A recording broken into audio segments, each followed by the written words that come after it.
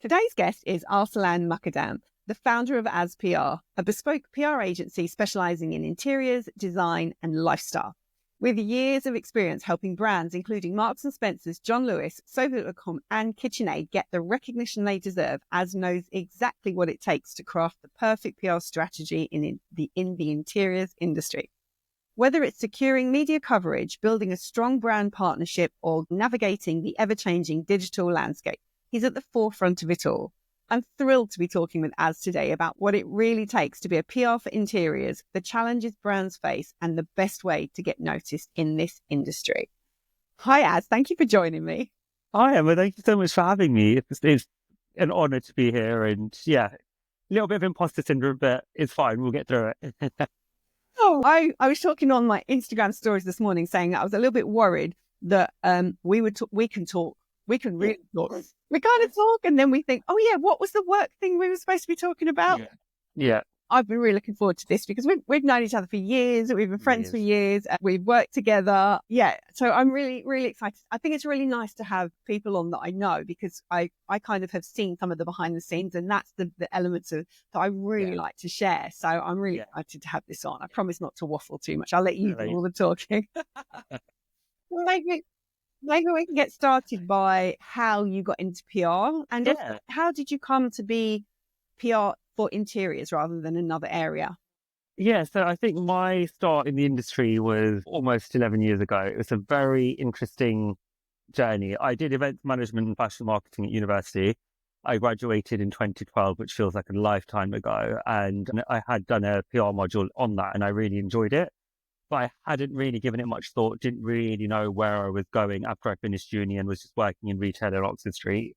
One of my really good friends, who's like a sister, her sister, who's also now a really good friend, worked at Marks & Spencer's on the women's wear team. She was a senior press officer and they always took on interns. So I went and did an internship for 2 weeks, really loved it, really enjoyed it. But because I was working full time, I could only take 2 weeks off. So I did the 2 weeks internship and then that was that. Went back to the day job, then decided that I hated the day job. I was just like, this is not really what I want to do. So I'm going to quit. And I did. And I was planning on moving back up to the Midlands. I thought, London, done with it. Going to move back up to the Midlands, go see, just take some time out, figure out what I want to do. And then I think about 2 or 3 weeks before I was due to move, the team at M&S called me back. So Rebecca, who was there at the time, she called me and said, we've got a paid opportunity. We'd love to have you in if you're interested. And I was just like, well, of course, I'm not going to say no to that. So it was supposed to be a couple of months, ended up rolling to about 7 months before I ended up leaving because, again, loved it, but just thought, not sure if the fashion industry is quite right for me. And I wanted to go traveling. So I went traveling around America for 3 months. And then very luckily on the last day in America, Anna Wells, who was on the interiors team, she was senior press officer of the homeware team, literally sent me an email on my very last day in America going, really sad that you're coming, your holiday's over, like sad for you, but yay for us, we've got a position opening on the interiors team. Do you want it? And I was just like, yes, like I've got nothing lined up. I'm coming back. And then had to message my parents and be like, yes, I'm coming back. I land tomorrow, but I need to be moving back in London in a week's time because I start a job back at M&S. And then mom was just like, what? I was like, yeah, I don't know what happened, but the job's come up. They've offered it to me. I've taken it. And that was that. So yeah, so I was at M&S for just, I think about a year on the interiors team and kind of worked my way through that. And at the time, I was still freelance at that time because we were all kind of working in a freelance way due to budgets and things like that. It's just the way it was done. And then I'd kind of decided, because there was no real room for progression and things like that at the time, I had decided that I wanted a permanent job. And then that's when I moved to agency side and then took a job at an agency that I worked for. I was there for about 14 months and then I left that. I think by the end of that, I just kind of didn't feel like I was good at the job. As weird as that sounds, various reasons, I kind of lost my confidence, even though I knew I had the contacts and I knew I could do the job. But I was kind of just left feeling like I wasn't very good at my job. So I kind of decided I was done. I was going to leave. I've got a habit of leaving jobs. I think now the job that I'm in now, which is my own company, is probably the longest I've been in any job. But yeah, at the time I was very much like, if it's not making me happy, I'm not sticking it out because it's just not worth it. Like the fight to stay in London at the time. It's just expensive. Mm. I'm not happy going to work. I'm not enjoying it. And something's going to change. So I basically handed in my notice with nothing to go to and thought I was leaving PR. I kind of sent my email out to everyone on the lattice saying I'm leaving. I may be in touch. You may not hear from me again. I don't know what's happening. Like, I don't know.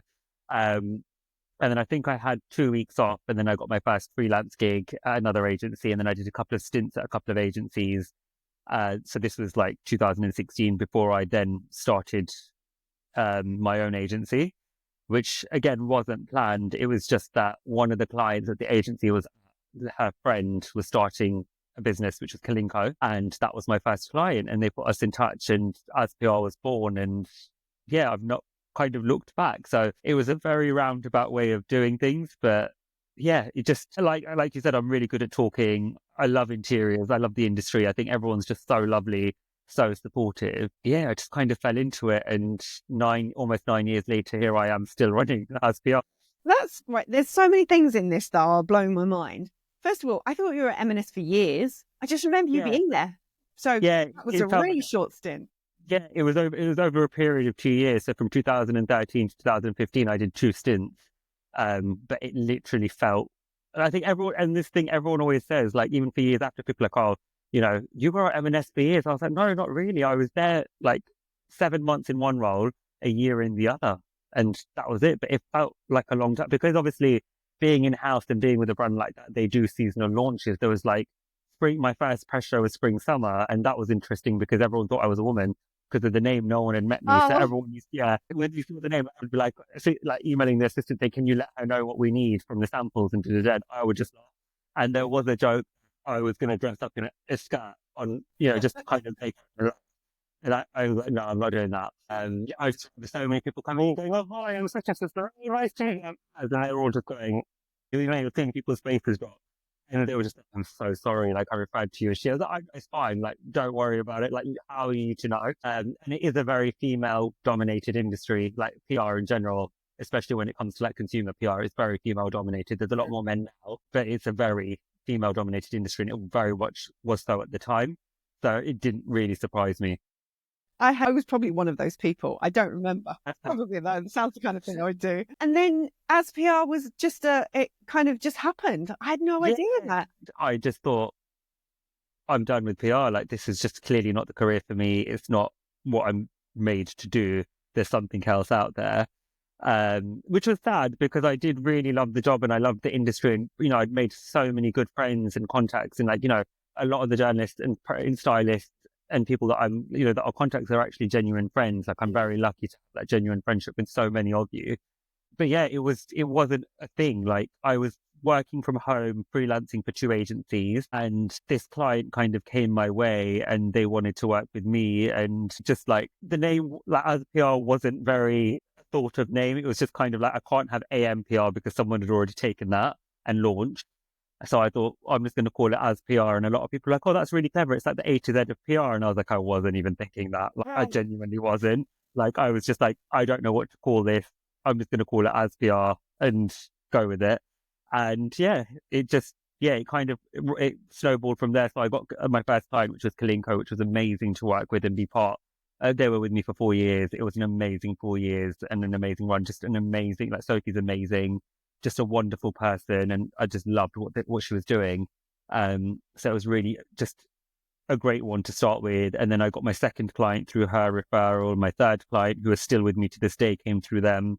And then it was all just it just snowballed. A lot of the clients have been either referred by clients or referred by press. And it's really strange. Like, I'm very lucky that whenever I've thought I need another client, I've not really had to actively go looking. It's just things just fall. Like, I'm very blessed to have things fall in place where the door just opens and there's an opportunity there, and I'm just like, oh my God, like, and that's what's really nice. And even now, it's like, even like the last few clients, like in the last couple of years, I've taken on a few more clients, and they've all just kind of naturally come my way as opportunities, and I've just given everything I've got to kind of do my proposals and pitch for them and hope for the best. And yeah, like, I'm very lucky to have like clients that have been with me like 8 years.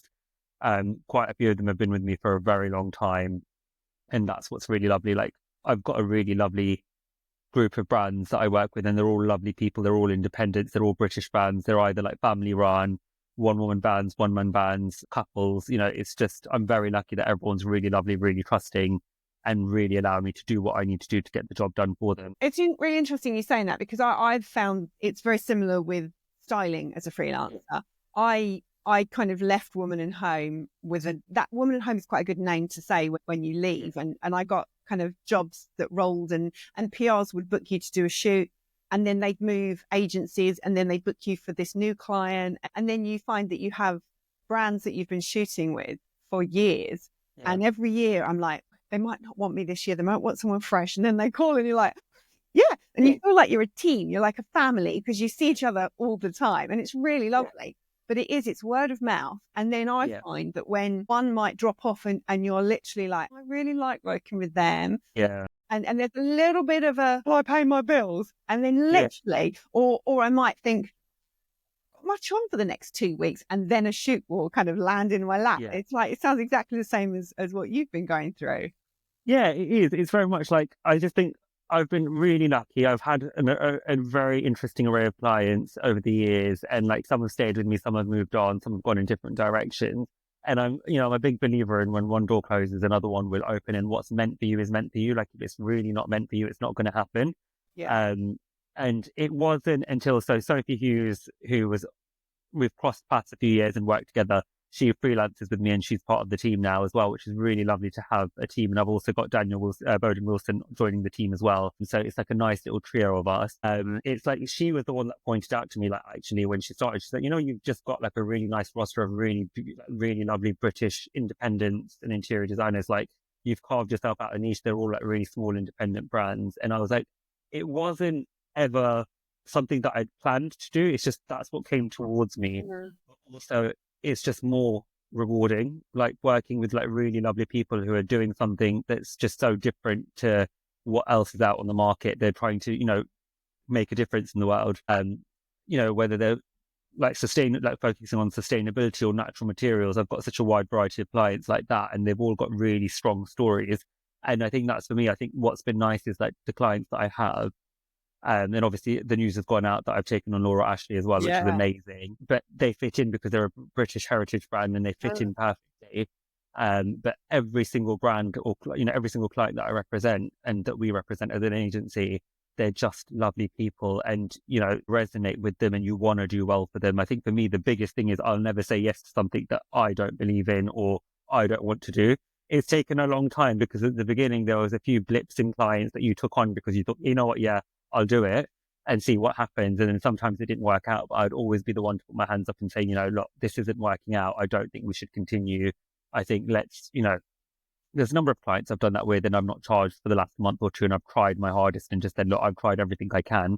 It's not worked out. So I'm not here to take your money just for the sake of taking your money. If I can't deliver, there's no point. And I think that's the thing. For me, it's really rewarding working with the brands that we do, because when you get coverage and you see how it impacts their business, how it impacts their sales, and see how press reacts to them and press reacts to the stories behind them, it just makes it all worthwhile. Yeah. I think I've interviewed a number of your clients because of the stories, actually. The stories are, I've actually interviewed Helen and Poppy from Laura Ashley, and they're lovely. And we were just talking before we started recording, we were talking about, I've been to their offices, and I've been around their archive. And I have to say that when I go treasure hunting for like boot sales and antique fairs and stuff, if ever I see something that's old and Laura Ashley, I'm like, oh, do you think they might want that? Have they got that? Have they got that catalogue or that dress or that cushion? Do they need it for their files? And I was like, I could literally fill their files. But they're lovely, and they're so down to earth. And Bethan from the British Bank. Yeah. So maybe you could share who your clients are. Are you happy to do that? Yeah, sure. Yeah, so I'm looking after Clarissa Holt. Love Clarissa. I worked with her back at PR First, and it's kind of come full circle. She was recommended to me through one of my existing clients, and also Katrina Burrows as well, which is really lovely. I've got Collection Noir. That's Samantha. She's a one-woman band. She specializes in really beautiful handmade marble furniture, luxury market, all made to order, just really, really beautiful. Like what she's doing is just incredible, and it's amazing to be part of. I've got the dining chair company, which is the wonderful Amanda. And again, they're all handmade, upholstered dining chairs, handmade here in the UK. Again, with any bespoke fabrics, you can tailor the sizes. She's got samples to loan. Like all the clients have samples to loan. All of them are happy to give expert commentary. We've got imagery for all, so it's always good. Fenwick and Tilbrook, who I know you know as well. I've interviewed them, yeah. You interviewed them as well. You interviewed them just as you took them on. Yes, Yeah. yeah. So yeah, they're a wonderful Norfolk-based family-run paint brand, specialising in really beautiful low VOC paints, really high-quality pigments. Again, just really lovely team, and it's just really exciting to be part of that and working with them. I've got, let me just pull up the client list because there's quite a few. Got ready, got so many. Yeah, so I've got Kelling Designs, so that's the one for Emma, so interior design, and also Norfolk and London-based. And then they've got Kelling Home and Kelling Staging. So Kelling Home is their product arm. Again, really beautiful products that are made here in the UK. And then they have the Artisan collection, which is like really beautiful fabrics and items sourced from around the world that Emma kind of picks up on the travels. A lot of them are from like women's cooperatives and elements like that. So really beautiful story again. And then they've got the staging arm of the business where they do really well staging properties for like the rental and the sales markets. Laura Ashley, obviously, is the new one. I don't think I need to say much about Laura Ashley, absolute British icons. It's really exciting to be part of the team there and working with them. I've got Mara Home, which is a nice new client. So that's Meg, who's a one-woman band. So she specializes like solely, like predominantly in upholstery. So she has like a couple of designs that are her classic designs. Everything is loose cover, so it can be done in any fabric. And her whole premise is making the sofas as natural as possible. So they're really low VOC because a lot of furniture that comes from like the bigger brands that's mass produced, it's all full of petrochemicals. The foams are made from like man-made materials, and these are things that leach into your environment as you're using them, which you don't think about, but they can cause a lot of issues. So her whole premise is just as natural as possible, low VOCs. She's working with really innovative natural materials, but everything's really beautifully loose cover. And again, I've just shot with her, so she's been with me for a while, but we've just finally done her first brand shoot. So it's really exciting to be launching that and really get her brand cemented for what it is. And she's got some really exciting launches coming up this year, but doing very, very well. Nathan Kingsbury Design, who is a Surrey-based luxury bespoke kitchen maker and interior designer, does really beautiful, really innovative projects. I mean, honestly, his creativity just blows my mind. There's no catalogue of this is what you can choose from. It's like he meets client, they say they want this, he'll deliver. Like he'll come up with some really innovative ideas. And they're a husband and wife team as well. And they're both, again, just so lovely and just phenomenal to work with. Pilgrim House, I'm not sure if you've interviewed him yet, but I feel like that could be a good one for you to chat to. So that's Paul. He used to be part of a sofa workshop back in the day, and he's a trained furniture maker. So he makes really beautiful handmade cabinets and sideboards, all handmade to order in really beautiful craftsmanship, uses sustainably sourced wood. And he's, again, just an amazing talent. And again, just one of the reasons why I love working with him, because he really puts his passion and his heart and soul into everything he does. And the end result is just incredible. Scooms, who I know you know, they're a husband and wife duo specializing in sleep and bath in the area. So they do really beautiful duvets. They offer like one type of duvet, one type of pillow, one type of linen, one type of cotton bedding, one type of towels, which they feel is the best of the best on the market. Their whole premise is simplifying the market with really good quality, high quality products that they feel are the best of the best. After they test it, every product is tested for about a year before it launches. Wow. They go through really vigorous testing. And again, they use no harsh chemicals or toxins, everything sustainably and ethically sourced. So again, a really lovely client to work with. And then I've got Sun's Lifestyle, who are an luxury outdoor living client. They're family run. They're based in Essex. There's like 3 generations of the family still working in the business. Again, they're just such amazing people, specialize in pergolas, and they launched a really beautiful electric pergola this year. Just really nice, high quality outdoor furniture that you can literally leave outside all year round, even in the rain. Like it's amazing. Like you don't have to put the cushions away. Obviously, if you do, it will save, but like you don't have to. Like you can literally leave it outside and then it dries and you go back and use it, and it's amazing. But again, they've just really lovely family, really lovely to work with, and just a great client. And then the last one, of course, as you mentioned, is the British Blanket Company, which is Bethan and Joe John, who are a brother and sister duo, specialising in really beautiful wool and cotton blankets and picnic rugs. They had a brand refresh last year, so now their collections that they've got are all designed in-house by them. They're all their own designs. and again, just a really lovely business, really lovely team to be working with. Like Bethany and Joe are amazing at what they do. And yeah, it's just a pleasure to be representing them and trying to get them the recognition that they deserve, because they're really keeping craft alive in the UK as well, because everything is woven here in the British Isles. So that's basically all many clients. I think it's something like 14 accounts, and everyone always like, Wow. how are you running? Yeah, it's like 14 in total. But I think because what has been so nice is that everyone is very niche in what they do. So there's never been two clients doing the same. And that's what makes my job easy and makes it really easy for me to get multiple clients into one feature or onto a page. And yeah, I think I've been very careful in who I take on. Like, I'll never take on another bedding client. I'll never take on another throws or blankets. I'm very specific with what I do. And it's always about filling the gaps that I don't have, so that when journalists come to me, I've got the whole thing. That's quite a lot. Yeah.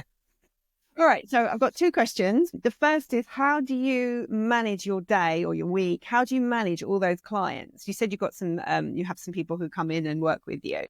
Yeah, I think it's really nice that we have strategy meetings and we try and plan. Like, I can't plan strategies for a year with my clients because they're all small brands. Yeah. They don't necessarily know what they're doing 7-8 months later. So we try to do like 3 to 4 months at a time, and then have a clear plan for what those 3 to 4 months will be, see what we can work on. I'm always talking to the clients. We always have what meetings or calls once a month where possible. Like, I'm always like, what's going on? Give me an update. And then once that's in place, it's just kind of dividing my month into weeks and saying, okay, beginning of the month, admin is like reports, invoices, getting all that done. That gets done. Then it's like, right, press releases, start writing all the press releases for the month, and then understand what we're doing, just kind of making sure. And then obviously having Sophie and Dan on board as well, it's just really great, because I can actually say to them, right, if you're doing this day, I want you to focus on pitching these 3 stories at the press. I'll leave that with you. I'm going to focus on this. You do this. And it's quite nice. So they come in and support. So I'm basically doing the day-to-day, and then I have that extra support as and when I need it. And it works really well. It's worked so well for the last year or so now, having Dan on board as well. It's nice having another person to join the team. Yeah, like a day in the life of is basically I wake up, have breakfast, go to the gym, come home, have a second breakfast, and then I just I crack on with the day. Yeah, the second breakfast is so important, because by the time you come back, you're like, I can't last until lunch. I need to eat something else. And then I kind of I'm very lucky that I work from home. On team days, like, we'll go meet and work somewhere else, or if I'm in London for meetings, I'm in and out of London all the time now. I'm just outside of London, which is nice, but I get into central London quicker than I did when I lived in London, which is mad. The journey is just much smoother. But like, every day is varied. It really varies. I try and plan as much as I can. And like, when clients are wanting to do shoots and things like that, I'm like, right, if you're wanting to do this, when are we doing it? Let's get a plan in place. I want this because I like everything controlled down to a T, to an extent. So I like to have a strict plan in place so that there's no surprises, and make sure everyone's aware. I think it's mad, because everyone looks at me and they're like, you've got so many clients, and like, that's a lot of work. And I'm like, it is a lot of work. But when you break it down, when you've got one client focusing solely on marble furniture, they've not got something, and they're really high end, they're not going to have something for everyone. Then you've got the British blanket company, they'll have something for everything in terms of colours and prints and elements like that. Then you've got Paul at Pilgrim, who does really beautiful cabinets in a variety of colours and styles. And then again, depending on the feature, it's really easy. I can just pull things together, send suggestion. Expert comment is, I think, one of the things that a lot of people know me for, because I can turn it around within an hour most of the time.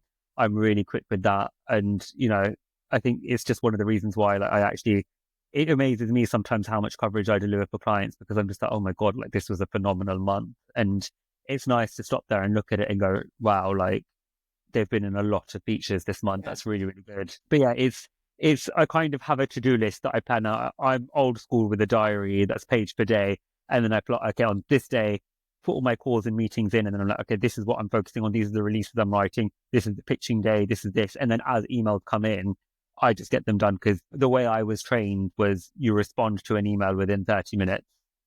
Like, that's how I was trained. Sending the imagery and information, or you're just looking into it, it's that acknowledgement. So press, like, whoever's contacting you, they know you're working on it.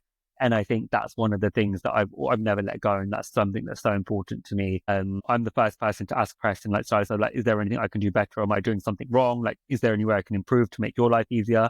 And generally everyone's just like, no, you're perfect. You reply quickly. Even if you're sorting it out, we know what you're doing. you do your once a month emails where you round up everything that you're doing. Like once a month, I make sure I email everyone with, this is the client list, this is what they offer, this is the latest launches, let me know what you think. And yeah, it works. Like it's hard to kind of say what I do in a day, because sometimes I don't know, like I'll sit at my desk at like 10 o'clock and the next thing I'm like, it's 3 o'clock in the afternoon and I'm not eating lunch. Like, what just happened? You kind of just get rabbit holed and you're like, yeah, I'm just going to, and then like the to-do list is like, check, check, check. And it's great. So yeah. That's good though. If you're, from what you were saying earlier on, it's like you weren't happy in those other situations. If the day is going that fast, you're obviously enjoying yourself. Yeah, I think that's it. Yeah, I really love it. And I think also one of the things is that like with PR, the more senior you become, the more in strategy you get stuck. So you kind of focus less on the day to day. Yeah. So it's more like, okay, if you're on an agency side, we need to focus on new business. We need to focus on strategies. We're doing this. You're not doing the day to day stuff. And for me, the day to day is what I love the most. I love speaking to everyone. I love being the one to send the imagery, to, help expert commentary together, speak to the clients, help them draft up the expert commentary, submitting those things to the features. It's the day to day that I love. I love it. I could never give it up as much as I love the strategy and doing the planning, because I do enjoy that as well. There's no part of the job that I don't love. And I love being on shoots. That creative aspect of it is just so much fun. But the day to day is the best part. Like, that's why you become a PR. You want to be speaking to people. You want to be placing coverage. Anyone that says, oh, I'm just happy being senior, I'm just like, it becomes boring. Like, if all I was doing is strategy, like, how much strategy is there that you can just always do? Like, that's the thing. So yeah. That's like why a lot of interior stylists who've been doing it for a long time are freelance interior stylists, because if you want to work in a magazine and work your way up, the higher up you go, the less styling you do. You become a deputy editor or an editor, and then it's a lot of management meetings and spreadsheets. I didn't know how to do a spreadsheet until I went freelance. Yeah, and it's all numbers and it's all the business side of it, and that's not what we kind of signed up for in the beginning. I mean, some people do, some people very much enjoy it. But that's pretty much why I went freelance, is because the higher up I went, the less I was going to do. And then you go freelance and you're doing loads of different things. And I think it's that variety of the job. Like, I think that's the thing. And like, everyone says to me, oh, are you going to build a team and then have juniors? And I'm like, no, I will build, like, I have built a bit of a team now, and it works well because we have specific tasks, and like everyone does we all have our responsibilities. We all divvy up the tasks, or we look at what the to-do list is. And I'm like, right, who wants to do what? Like, do you want to focus on that bit for that client? You want to focus on that bit for that client? I'll focus on this today. And then we're ticking off the big things that way. And I just think that variety is what keeps me doing what I do, because otherwise I would have quit a long time ago. I probably would have quit after a year and been like, well, this was great for a year. What else can I do now? My history of quitting jobs with nothing to go to and just risking it all. And just, I don't know why I've done that in the past. I don't know what's driven me to do it, but I'm just a very big believer. And if I'm not happy and it's affecting me on a mental health capacity, if I'm sitting there not waking up going, I don't want to go to work today, there's something seriously wrong. And there's enough in the industry, there's enough work, there's enough brands, there's enough clients, there's enough opportunity for us all. And I just think life's too short to be doing something you don't enjoy. Yeah, 100%. As you were listing all of your clients just then, I was wondering, what's missing right now? Have you got a little kind of a wish list or a dream client list? Is there an area you don't have that you would like to have? I'm just saying it so you can put it out there into the universe. You never know who's listening. I think, like, obviously working with Laura Ashley, that fills in a lot of gaps, which is amazing because there's a lot of elements that I didn't have. But it would still be nice to just work with like independents that are like, somewhere in the lighting field, somewhere flooring, anyone's flooring. I did have for a while and then we parted ways, but like, it would be nice to have another flooring brand on board. Yeah, I think fabrics, that kind of thing. Like, it's really difficult to say what the wish list is, because there isn't really a wish list. It's just kind of like, as I discover brands that I really love and I think, oh my God, I'd love to be working with you on this because what you're doing is so amazing. That's where it's at. And I think sustainability, like working with sustainable brands, working with ethical, brands who like have really strong ethical practices. I think that's what's really important. It's the reward for me, the people that are trying to make a difference in the industry on those levels. I mean, we're in a world where people are questioning whether we need to be sustainable and whether global warming is a real thing. We'll brush past that very quickly. I just think there's just so many amazing individuals out there who are just so talented at what they do, who just deserve the recognition.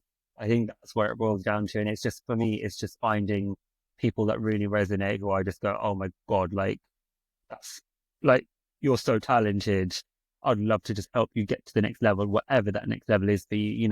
I think that's the thing. So there's no actual real wish list. It's just the right connection, and just making sure that they're not competitors with my existing clients, because I love my existing AZPR family, as we call it. It's just such a really nice group of clients and a really good bunch of people and brands that are all really trying to make a difference in what they do. And I think that's so important. Yeah. So people first before product.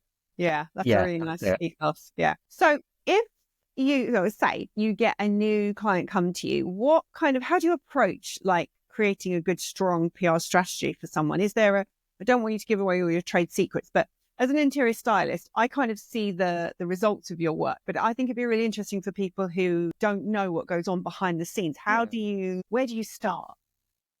So I think whenever a client comes in, my first point of call is I'll get an email from a client and they'll be like, we're looking for PR, would love to have a chat, what do you charge, things like this. And my thing is, right, the first point of call is having a call with you, because I really want to understand who you are, what you do and why you do it. What's your driving force behind it? Is your driving force behind it the passion for what you do and wanting to make a change? Or are you just trying to make a quick buck? That's where it kind of falls. And it's that for me. So I always do that initial discovery call where I'll have a chat, try and extract as much information from the potential client about who they are, what they do, understand what their plans are, what they've got coming up for the next few months, or what's in the pipeline, to find out what their focuses are, what they think they need and what they think they want from embarking in PR. And then going back, and then from that point, it's then crafting a bespoke strategy. So every proposal I do is different to each client, because everything is so different. So for me, it really allows me to tailor the proposal to what it is that they're looking for. I'll then go away and with the team, if they're working on the pictures with me, or if they're not, then it's just me, and just really think about it, look at the opportunities that are out there, try and look at the brand or the business from a 360 point of view to see what else we can do. And then I'll kind of come in with a proposal, which will break down. That'll include campaign ideas, things that I think would be really good, things where we can land and change the narrative, or create land stories specifically for what they're doing. And then looking at also the general news and things like that. And then I pitch that. And then it's just they then either go, yes, we love it, we love this bit, we don't love that bit, whatever, or no. And that's fine. Whichever way it goes at that point, it's okay. And obviously I'd love to work with, different people and different things, but we see where it goes. And then if they're saying yes, we go ahead, then it's the first point of call is having a strategy session where we sit with them and really just kind of eat, breathe, sleep, live their business, really become part of the team, really integrate ourselves within it, and then work with them to create a collaborative strategy. Because again, there's no one size fits all. And especially when you're working with independents who have different budgets, different needs, there's so many levels of tailoring that you have to do, because they might not be ready for full PR, but they want to embark on smaller projects, or, not everyone comes to you PR ready. So there's a lot that goes into it, but it's a very collaborative process. And I'm very honest, and I say this to all my clients, I will always be thoroughly honest. If I think something is rubbish, I am going to tell you that this is rubbish. And if they want feedback, I'll go to journalists and say, clients have asked for some feedback of what you think on the brand, what do you think? And one of the clients, they've had some interesting feedback, and it's something that I've been kind of pushing for a while, but they're now working on a new rebrand, a brand refresh as well. Mm-hmm. And it's having seen when it does launch, having seen what that brand refresh is, I'm just so thrilled for them, because it's really what they deserve and it's where they should be. And, it was quite harsh delivering the feedback from press to them. I'm sure. But they took it. And I was just look, you asked for honest opinions, and this is what's been said. And, the brand is not really reflective of the quality of the product. And the product is here, but the branding is kind of sitting a bit far behind. Yeah. And now the new vision for the brand is really aligning, and it's going to be really exciting to see how press react to that, how customers react to that. I think it's an exciting time for them. And I think that's the thing. It's really nice being part of that journey. we do so much more. Like with a couple of clients, we've helped them with brand guidelines and brand strategy and coming up with all of that. With a couple of clients, I've helped them come up with the names when they've rechanged things and tweaked things. And, there's a lot more that goes into it. It's like, I think if you speak to any of my clients, I hope they would say they feel like that I'm like living, eating, breathing their brands, because without doing that, I can't do my job. But yeah, coming back to the strategy, it's a very collaborative process. It can't be just me going, this is what you need to do. Like, that's just not how it works.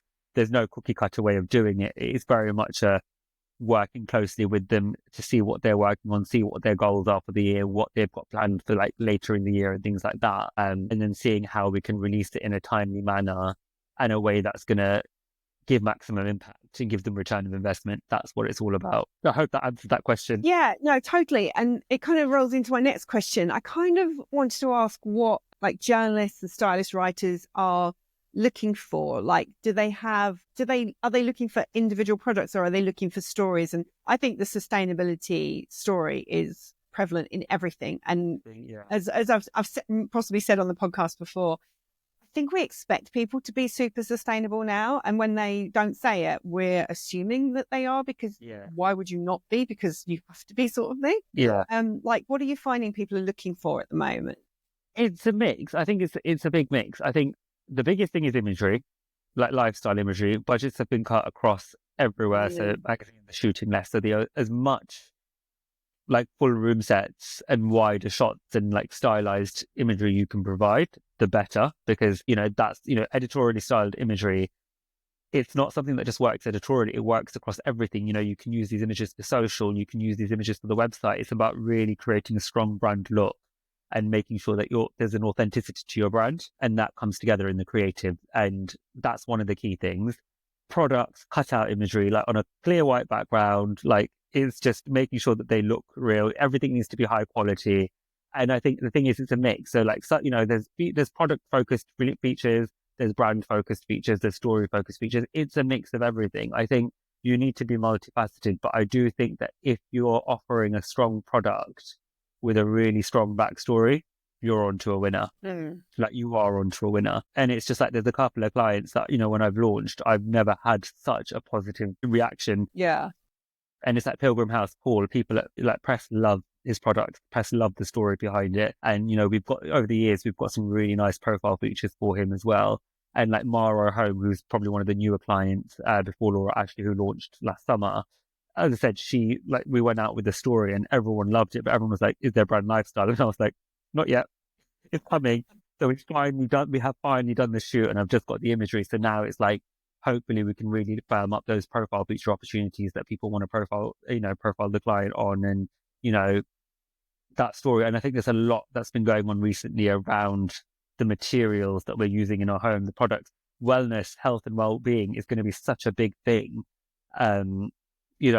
We all focus on it, whether you go to the gym, whether you're, exercising, eating healthy, but why, that focus on our homes being healthy, safe spaces. If anything came out of the pandemic, that was one of the things. It's just like, looking at the materials that you've got, and actually it's just things like artificial materials, like man-made materials that are full of chemicals, how that, like if you're having a foam pillow that's sometimes smells, it's off-gassing and things like that. And you don't know the impact that could have. And these, some of these products are just like going to end up in landfill, and the microplastics end up in our water and our environment. We're breathing it all in. It's so bad for you. I think things like that, it's just, if you've got the right story and it's genuine, I think that's the thing. It has to be genuine, and you're passionate. That's a winner. That's a winner. I think that's the thing. I think, for a long time, the big brands really ruled coverage, but now there's such a diverse platform where a lot of titles are really focused on looking for those independents, looking for those, people that are really trying to make a difference in the industry and doing things differently. And I think that's what helps. So it's a mix. It's kind of like having an authentic story that's a genuine story that you can back up with why you're doing it, and the research that you've done really helps. It's offering something different that's not been done before. You've like, talking about all of that, we haven't really talked about socials at all, and social media has, like, well, I assume has completely changed. Like, what are brands doing differently, and how do they need to use their socials differently? I think the thing is with social, I think you've got to have an authentic tone of voice, be authentic, but it's not just about putting out beautiful content. It's about engaging with your audience and giving, at the end of the day, social is a direct channel to your customer, and one of the things about PR is unless it's an online or digital piece, you can't necessarily track and directly link it back to sales.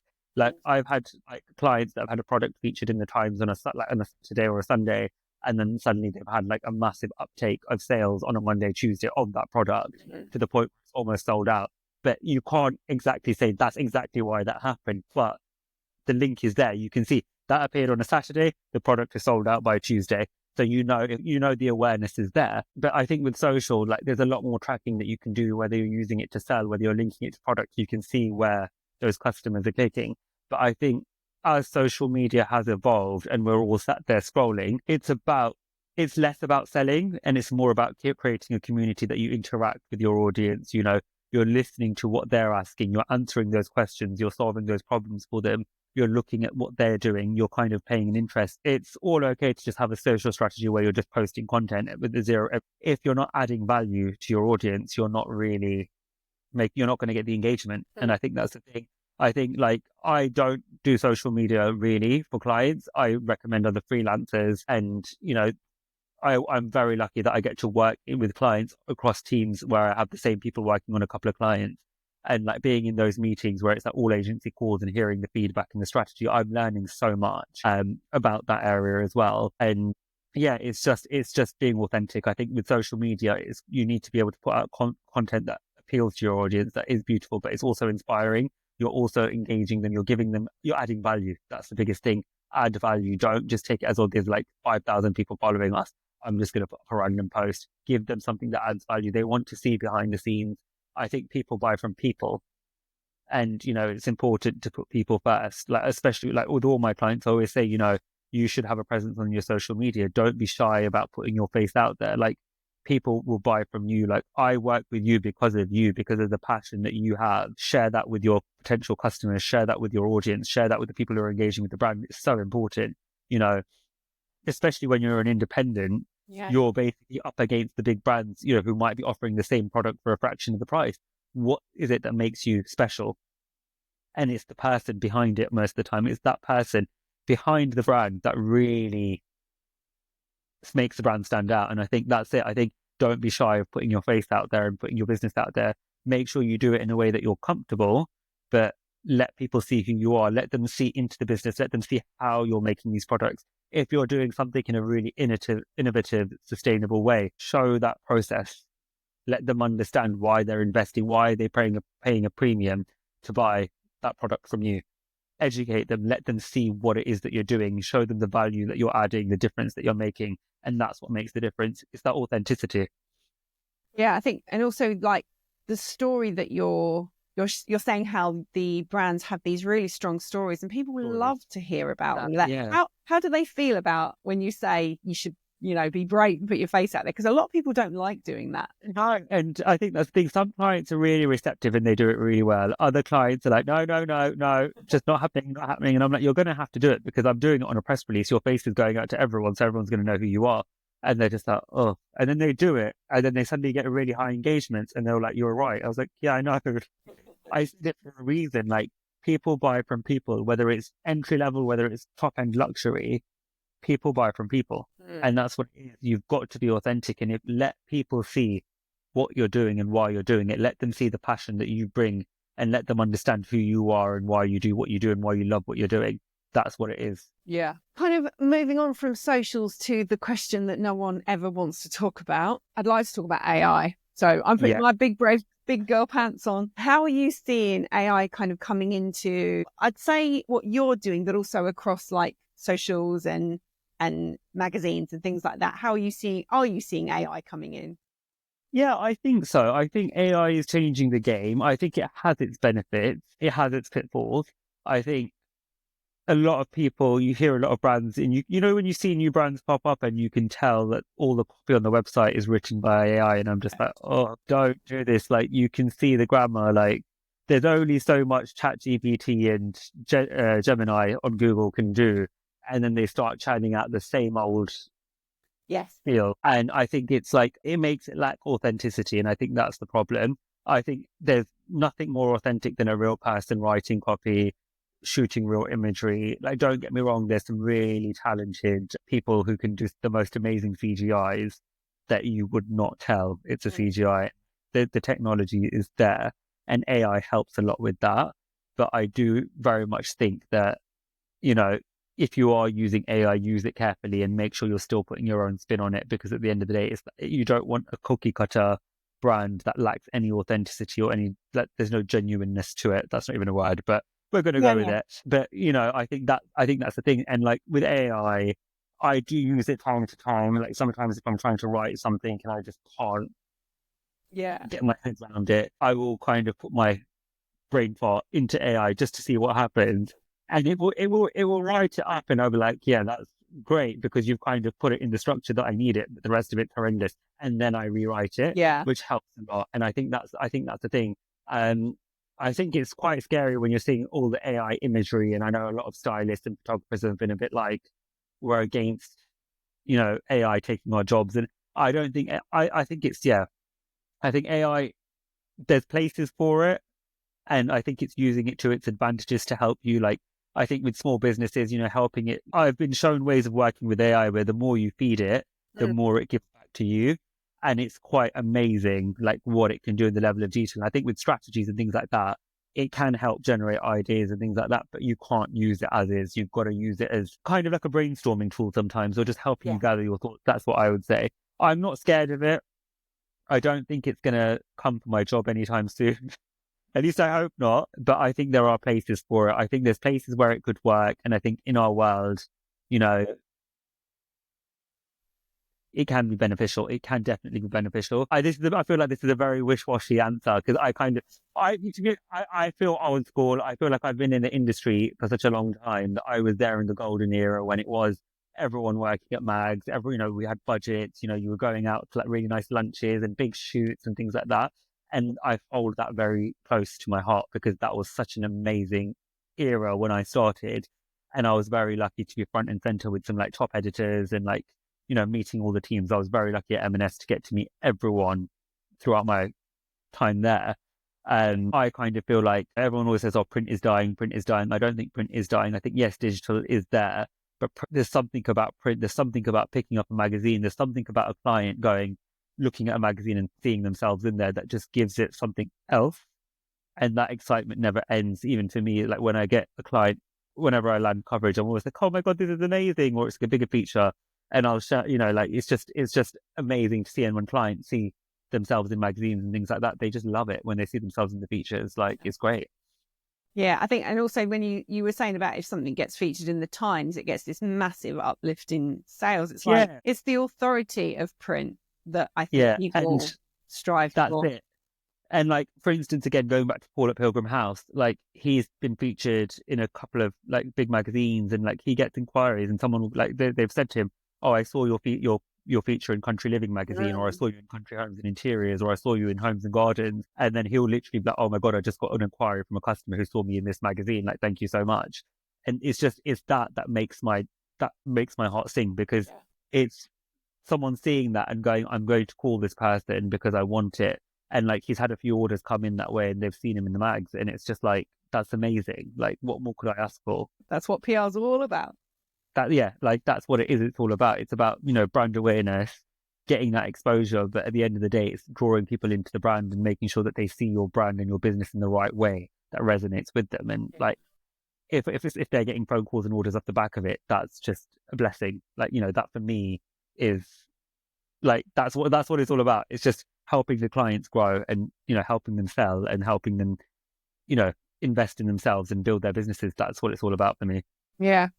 One of my questions was, can small brands with small budgets still benefit from PR? But I think you've literally said that the whole way through. Yes. The answer is yes. I think if you've got a strong enough product, a strong enough story, you're willing to work with someone who you're happy for them to be brutally honest with you and tell you what you're doing wrong, and you're receptive to it, that's what's going to make a difference. I think don't be too precious. I think sometimes you get people who are so precious about their brands and like, oh, this is exactly it. And I'm like, no, like there's changes that need to be made that can make this better.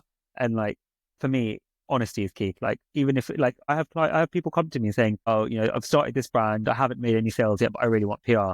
And I'm just like, well, how are you, like, what budget do you have for PR if you're not making any sales? Like, you need to focus on your digital marketing. If you're an e-commerce business, like, you need to be selling in order for you to do anything else. Like, you've got nothing to reinvest back in the business. Like, it's not going to work. But definitely small brands can benefit from PR. I think it's just about if you're working with the PR, find someone who really gets what you do, who you have a genuine connection with, and who will really throw themselves into the deep end with you to really get the right story out. Yeah, like strong imagery, a strong brand in general, making sure that the branding is strong and all your, you've got your story and your narrative is like authentic and you're doing it for the right reasons. Yeah, there's no reason why a small business can't benefit from PR, especially nowadays where, as I said, magazines, newspapers, they're doing a lot of features online, the best independent brands to go for this and that. Like, there's so many opportunities for small brands. Yes, we've had a shift where a lot of the focus has been on the US with the magazines, which has been frustrating. I mean, they're owned by some American companies, so the focus becomes the US because the market is like this compared to our teeny tiny little country in comparison. But we're seeing a shift now where like UK only websites are being relaunched, and it's been an interesting change. It's been an interesting change. I think it's been really like, there was a time where I was just like everything's US focused, and less clients are selling to the US, I can't get them into features. And then slowly it's changed back, and it's not stopped. Like, I've still managed to get coverage throughout, and I'm lucky that quite a few of the clients do sell to the US and ship worldwide. So, those ones get the coverage where they need them. But I just think, yeah, as a small brand, I think just make sure, if you're PR ready, great. If you're not PR ready, just take all the advice that's given to you. There is a lot of investment involved in getting photography and things like that sorted, but they're investments that are really going to help strengthen your brand and help build it further. So look at it as a good tool that's going to help you kind of engage with your audience across all the different platforms, whether it's social, whether it's digital coverage, whether it's print coverage, whether it's broadcast. PR will really help you. A good PR will really help you find your voice in the industry and find your position in the industry where you can talk from a place of authority and really help you resonate with your target audience. No, that's really interesting. I met up with some stylists at press launch earlier in the week, and we were talking about how things have become very American centric, and understand why. They've got 5 or 6 times more people there than here, and they're buying we were talking about budgets and how much photographers and stylists are paid over there. And I don't think I was very popular with. And I said, but they've got 5 or 6 times more people reading those publications and looking at those features, so they have more money. So all of those things take into account. So it's a very different build-up. Yeah, exactly. It's a different beast, and it's a different setup. So it's hard to quantify. Yeah. And I do understand why people go, oh, well, why are they getting paid more for that job? But it is because of that. It's because they have to pay taxes, they have to pay healthcare. It's not their salary is not like ours, where your tax, obviously we're being freelance, you do your tax returns, but when you're on a proper, like a PAYE job, your tax and your national insurance gets taken out. So the money you get after is yours to do what you want with it. Whereas with them, they're like, right, kids' school fees is this much. So yeah, it's a weird one, but I think there's been a lot of investment in the US, especially with the UK mags. And I think it stemmed from them being bought by US-based companies. That's what it really boils down to. Yeah. You've got to keep the big bosses happy at the end of the day. That's it. But it's nice to see that shift kind of swinging back now. And I felt like during COVID, like just after COVID, it was like 2021, 2022, where it really felt like things were just going in the wrong direction. And then 2023 came, and then it all kind of started balancing out. But it's nice to hear that some of the titles are launching UK versions of their websites now, and it's going to really tailor to the UK market again, because there is a big, very engaged market here for interiors. People love it. And it's just sad that we're seeing fall instead of autumn and things like that, and colour without the hue. It's just, yeah. I'm not going there. I refuse. Well, this has been brilliant. How would you like people to get in? I know on your website you are azpr.co.uk, and on Instagram you're _azpr. Yes, that's correct. Is that the best way for people to get in touch with you? Yeah, just website, social, send me a message. drop me an email. I'm always on. I'm always on, even Always when I'm on holiday. I'm always on, even when I'm on holiday. I'm poolside with a laptop sometimes. replying to emails within half an hour. Yes. Yeah. Well, no. Instead, like I have an out of office on then. Like if I'm traveling, I will have an out of office on. But generally, it's like even if I travel, I will allot a couple of hours a day to get work done. And yes, I'm always on. But yeah, just happy to help and advise. And I think that's the thing. I've spoken to people that have not come on clients, but I've advised them as much as I can and send them in a different direction and said, you need to focus on this first. And, sometimes they come back and say, thank you so much for being so genuine and honest. And actually what you said has helped. And we're now building this, then we'll work towards PR in the future. And I'm like, yeah, you've just got to, tailor it. And I think that's the thing, working with a lot of small businesses. I've had clients that have paused for a while because they've had to focus on other things, and I've just kept it ticking along if there's specific requests. I think for me, it's about delivering the best that I can. And I understand, being a small business myself, you're just you have to pivot, and you have to understand that nature that with the smaller businesses, they're not always going to have the budget to do everything. They might have a good run and then have to pivot for a while and then come back to it. But it all works. I think ultimately we're trying to help people grow their businesses and make a change. And I think that's what's the most important thing. Yeah, no, exactly. But yeah, going back to just contact me in any platform, like website, social. Yeah, that's where you'll find me. Brilliant. My last question is always the same. What's next? But I think you might have given us a subtle hint of a rather large client. Yeah, so yeah, obviously I've taken on Laura Ashley, so that's a really big client to have on board as well, and to be working, a really great team to be working with.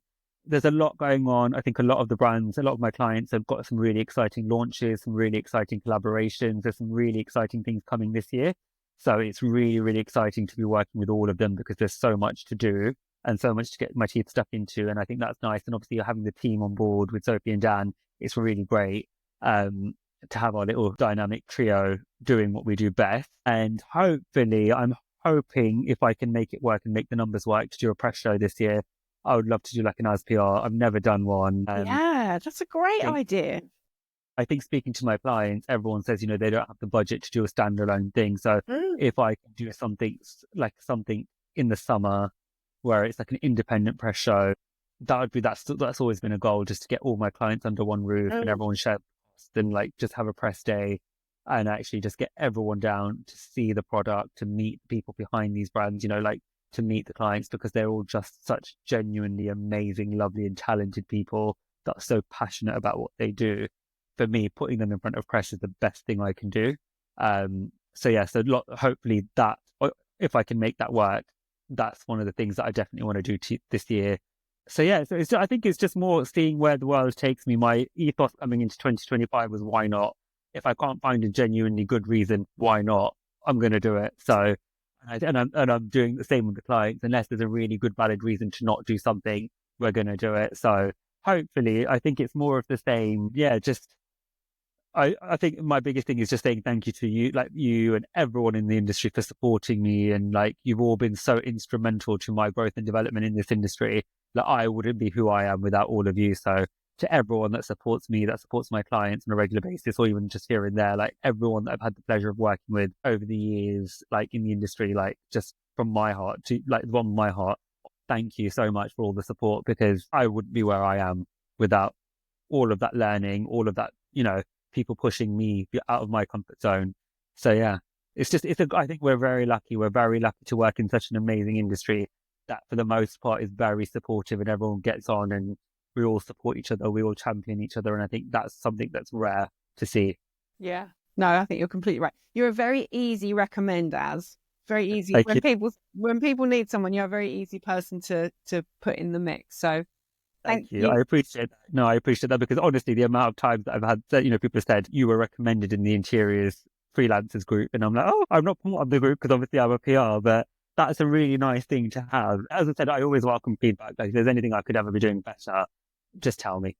I don't take it personally. There's always room for growth. I think when you stop learning and you stop growing, what's the point? Yeah.